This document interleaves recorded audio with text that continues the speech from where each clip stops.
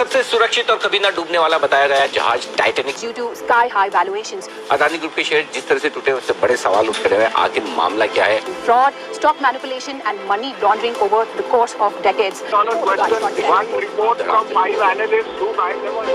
महास्कैम, जी हाँ, अब तक का सबसे बड़ा स्कैम होने वाला है। यह मैं नहीं कह रहा हूँ, एक ऐसी हिंडनबर्ग की एक 2 साल की रिसर्च रिपोर्ट कह रही है। अब तक का सबसे बड़ा स्कैम हर्षद मेहता स्कैम था, लेकिन यह अडानी स्कैम इतना बड़ा है जो कि हर्षद मेहता से 1000 गुना बड़ा स्कैम होने वाला है। जैसे ही यह खबर आई, शेयर मार्केट धड़ाम से नीचे आ गए।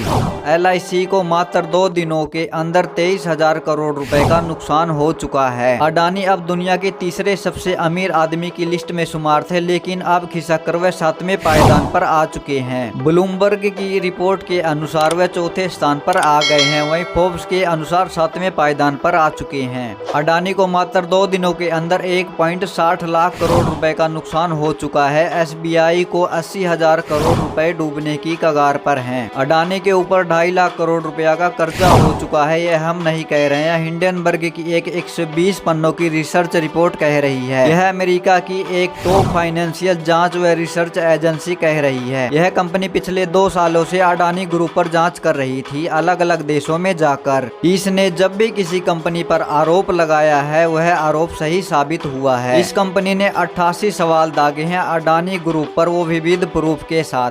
इस रिपोर्ट में अडानी की संपत्ति 9.96 बिलियन डॉलर से खिसककर 7 बिलियन डॉलर रह गई है। इस रिपोर्ट में आरोप लगाया गया है कि उन्होंने stock manipulation, accounting fraud, tax में चोरी और करप्शन जैसे 88 आरोप लगाए हैं, और कहा है कि अडानी ग्रुप की टॉप 7 कंपनियां यहां से 85% तक नीचे जा सकती हैं, और कहा है कि अडानी ग्रुप ने शॉर्ट पोजीशन बनाई है, जिससे उनको शेयर मार्केट नीचे जाने पर और अधिक प्रॉफिट हो सकता है। इस रिपोर्ट में कहा गया है कि अडानी ने टैक्स की चोरी की है। सरकार को टैक्स न देना पड़े, जैसे बहुत सारे देश हैं, सिंगापुर, मॉरिशस, वहां की कंपनियों पर टैक्स नहीं लेती है उनकी सरकार। इसी का फायदा उठाकर अडानी ने अपनी बहुत सारी छोटी छोटी फ्रॉड कंपनियां बनाई और सिंगापुर में जाकर स्थापित कर दी। उनका मुख्यालय यानी ऑफिस सिंगापुर में स्थापित करवा दिया, और उन कंपनियों द्वारा पैसा वापस भारत में इन्वेस्ट किया गया ताकि उन्हें टैक्स ना देना पड़े और टैक्स से बचा जा सके। अगर इंडिया में स्थापित करते तो इंडियन गवर्नमेंट के अनुसार उन्हें टैक्स, GST और अदर टैक्सेस देने पड़ते, जो कि सिंगापुर और मॉरिशस में टैक्स नहीं लगता है। इस प्रकार फ्लिपकार्ट ने ऐसा ही काम किया है। दूसरा आरोप, भारत सरकार ने क्यों LIC पर दबाव बनाया कि आप अडानी को पैसा दे, अडानी ग्रुप की कंपनी में इन्वेस्ट करें। सरकार का पूरा हाथ है उन्हें अमीर बनाने में। LIC ने 74,000 करोड़ रुपए लगाए अडानी ग्रुप की कंपनी में, और पिछले 2 दिनों में LIC को 23,000 करोड़ रुपए का नुकसान हो चुका है, और बहुत सारे PSU यानी सरकारी बैंक डूबने की कगार पर आ चुके हैं। सबसे ज्यादा लोन सरकारी बैंकों ने दिया है। SBI ने अकेले 40% लोन दिया है, जो अब डूबते हुए नजर आ रहे हैं, जैसे अनिल अंबानी ने किया है। अनिल अंबानी लोन नहीं चुका पाए और उनके लोन को NPA घोषित कर दिया गया।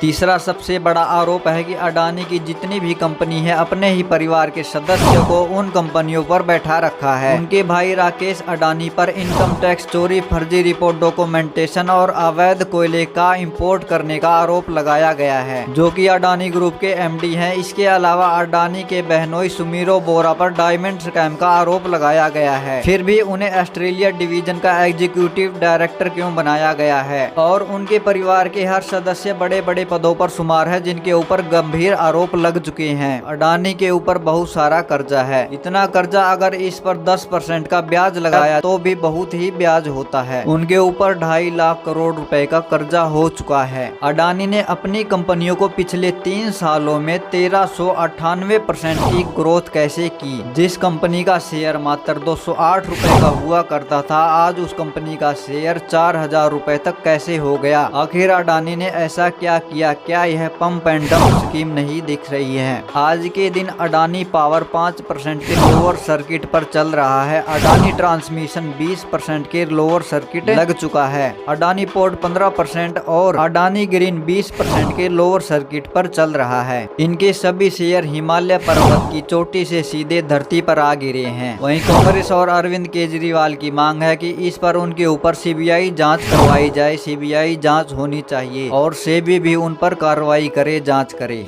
तो वीडियो को लाइक एंड सब्सक्राइब जरूर कर लें ऐसे इंटरेस्टिंग वीडियो के लिए।